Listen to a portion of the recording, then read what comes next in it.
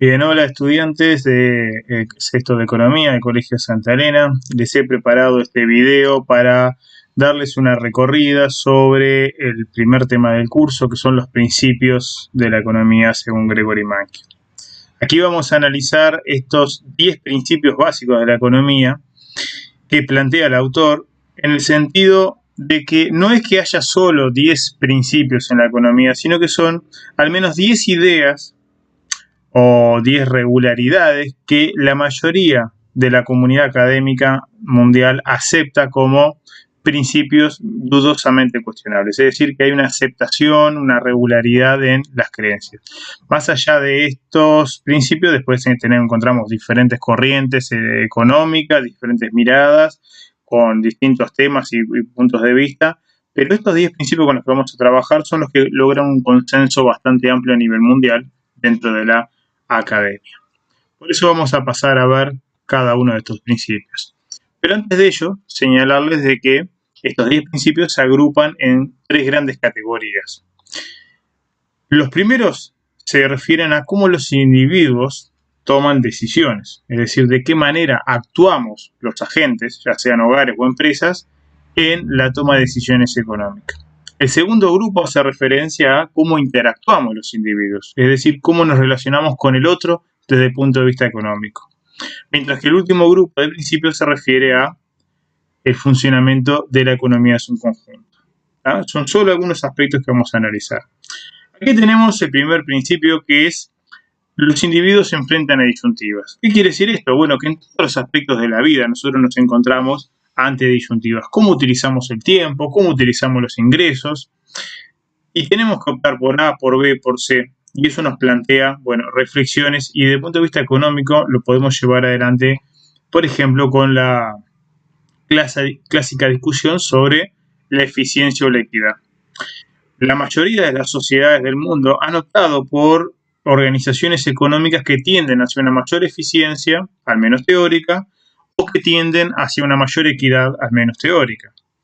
¿Qué quiere decir eficiencia? Bueno, quiere decir, como bien dice acá, aprovechar los recursos de la mejor manera, es decir, tratar de, con lo que se tiene, producir la mayor cantidad posible.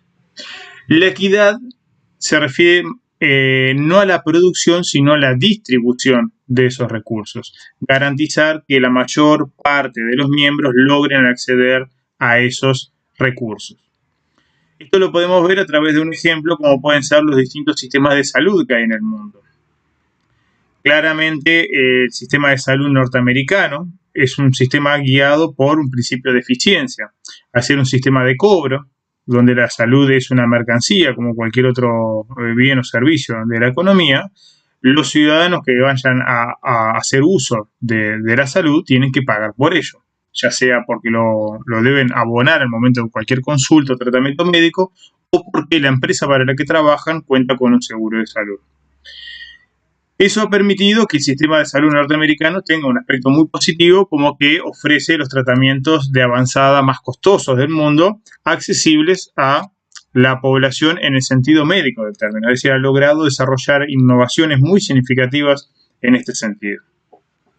La contrapartida es que, claramente, quien no puede pagarlo no puede acceder al mismo. En cambio, la mayoría de los países desarrollados europeos apostó por un modelo de equidad, es decir, de que el Estado o de la sociedad como un todo, a través de distintos mecanismos, ya sean impuestos o programas de salud, financie el acceso a la salud para toda la población. Es decir, aunque no se logren los máximos niveles de excelencia que se logran en Estados Unidos, sí en el promedio la mayoría de sus habitantes acceden a una mayor cantidad de bienes y servicios vinculados a la medicina. Por lo tanto, eso se observa en indicadores como, por ejemplo, la esperanza de vida. Bien, cuando pasemos al principio número 2, tenemos que tener en cuenta esto. ¿Qué significa? El costo de una cosa es aquello a lo que se renuncia para conseguirlo. Acá de lo que estamos hablando es que cuando tomamos decisiones, vinculados siempre al principio anterior, nos enfrentamos a una disyuntiva y digo, bueno, voy a optar por A o por B. ¿Qué estoy tomando en cuenta? No es solo la decisión que voy a tomar, voy a hacer A. Tengo que tener en cuenta que si yo decido hacer A, estoy sacrificando hacer B. O sea, no puedo hacer B. Ese concepto se llama costo de oportunidad. Por hacer algo yo estoy dejando de hacer otra cosa. Pensémoslo desde este punto de vista. Yo quiero hacer una piscina en el fondo de mi casa. Por lo tanto, tengo que hacer un pozo bien grande. Puedo hacerlo yo perfectamente. ¿Cuál es el costo de oportunidad? No estoy hablando de costo monetario, sino del costo de oportunidad de hacer esa piscina. Como seguramente yo no tengo una retroexcavadora en mi casa y voy a tener que hacerlo con una pala, me va a llevar muchísimo tiempo. Por lo tanto, lo que yo deduzco desde el principio es que cuando decido hacer una tarea como un pozo gigante en el patio de mi casa, lo que va a ocurrir es que voy a tener un costo de oportunidad muy alto, una enorme cantidad de tiempo que me va a llevar adelante eso. En cambio, si yo opto por contratar una empresa para que realice la actividad, esa empresa ya cuenta con la máquina disponible, lo va a hacer en mucho menor tiempo y por lo tanto el costo de la tarea que va a realizarla va a ser menor que si yo la tuviera que hacer en sí. Eso es básicamente lo que nos plantea el principio número 2. Principio número 3. Las personas racionales piensan en términos marginales. Acá hay que hacer algunas aclaraciones primero antes de pasar al significado. Primero, ¿los seres humanos somos racionales? Es una pregunta y es una afirmación. Sí, lo somos, pero solo a veces. En muchos aspectos de nuestra vida no somos racionales. Sin embargo, en muchos de ellos, cuando evaluamos cuestiones como costo y beneficio, solemos ser racionales, aunque no es un comportamiento homogéneo ni que nos afecte la totalidad del tiempo. Cuando actuamos de forma racional, solemos pensar en términos marginales. Y acá es donde viene el quid de la cuestión. ¿Qué significa esto? Bueno, ¿qué pasa si trabajo una hora más? ¿Qué pasa si estudio una hora más? ¿Qué pasa si disfruto de una hora más de ocio? ¿Cuál es el costo que me implica ese ajuste adicional, ese cambio en el margen? ¿Sí? Y acá lo que yo tengo que observar es, bueno, ¿vale la pena agregar una unidad más de algo, producir un bien más, trabajar una hora más, descansar una hora más? La respuesta de qué va a depender. De si el costo de agregar esa unidad extra es menor o igual al beneficio que me produce ello.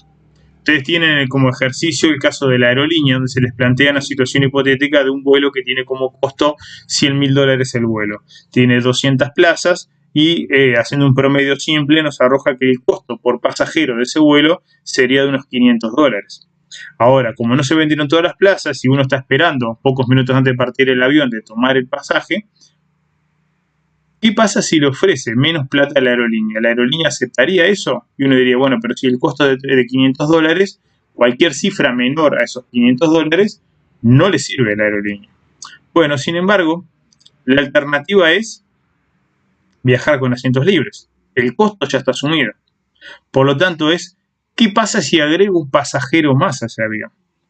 Y lo que yo tengo que evaluar allí no es el costo medio del pasaje, sino es el costo marginal de ese pasaje. ¿Cuál es el costo marginal allí que tengo que evaluar? Bueno, ¿cuánto más combustible va a utilizar el avión porque se sube este sujeto? ¿Cuánto más recursos del avión va a utilizar, ya sea personal de vuelo o de alimentación? Eso yo lo puedo calcular en esta situación hipotética y puede ser, supongamos, 15, 20, $30. No importa la cifra. Lo que se deduce de esto es que cualquier valor que el pasajero esté dispuesto a pagar que sea mayor a ese costo marginal, a la aerolínea le sirve. Porque si el costo de llevar a ese pasajero es de $30, cualquier precio de pasaje mayor a $30 ya sirve. $30 da lo mismo, es lo que se llama el principio de indiferencia. No vale la pena capaz que subir el pasajero.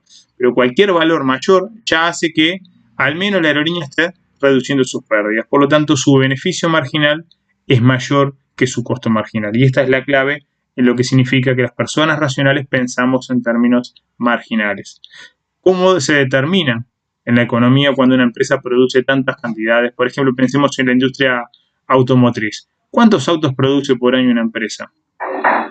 ¿Puede aumentar, disminuir, mantener la producción? ¿Cómo determina ese número mágico de la producción? Bueno, a través del concepto de pensar en términos marginales. Bien, este es el primer video que vamos a realizar sobre el mismo. Y simplemente vamos a cerrar con el principio número 4 para rematar esta idea, que es los individuos responden a incentivos. Este principio es un complemento de los anteriores que básicamente quiere decir la gente actúa en función de los incentivos. Y se les brinda una serie de ejemplos como puede ser el seguro de desempleo, la recaudación de impuestos, en sí las políticas públicas. Es fundamental para entender cómo los gobiernos toman decisiones, cómo se diseñan políticas públicas, cómo se elaboran ellas. Y para que una política sea efectiva se tiene que tener en cuenta el tema de los incentivos. Y les pongo dos ejemplos que vienen al caso. El primero tiene que ver con la evasión de impuestos. ¿Qué pasa si no hay una sanción, si no hay un castigo para los individuos que no quieran pagar impuestos? Más allá del principio de la solidaridad invocado, de que decir el Estado lo sostenemos entre todos, la mayoría de la gente por voluntad propia no va a pagar los impuestos voluntariamente. Necesitan un incentivo. Ese incentivo puede ser positivo o negativo. Un incentivo positivo puede ser, bueno, a todos los buenos pagadores les ofrecemos un descuento del 10%, del 20% en el pago. Algo que ocurre en Uruguay con el pago en fecha y el contado de la patente de rodados. Es un incentivo para que se pague a comienzo del año y con regularidad tienen ese incentivo positivo del 20%. Pero también están los incentivos negativos, es decir, si no haces esto vas a recibir una sanción. Por ejemplo, las sanciones penales que pueden corresponder por evadir impuestos. ¿Ah? Ese es un ejemplo. Otro que podemos asociar a Uruguay es la política antitabaco del gobierno uruguayo en los últimos años. Se decidió como una forma válida de reducir el consumo de tabaco por parte de los ciudadanos, bueno, dando un incentivo. ¿Cuál? Que cada vez les cueste más fumar. ¿Y de qué manera se logra eso? Aumentando los impuestos a los cigarrillos. Está el principio de que cuanto más caro es el producto, menores son los incentivos para fumar. Y cuando uno analiza la cifra de el impacto del tabaco en Uruguay en los últimos 15 años, se ha encontrado que a la vez que se implementó dicha política, ha disminuido el consumo de tabaco. Bueno, hasta aquí van el conjunto de los principios que involucran la toma de decisiones. Este es el primer video sobre el principio de la economía que vamos a trabajar. Continuaremos en el siguiente video.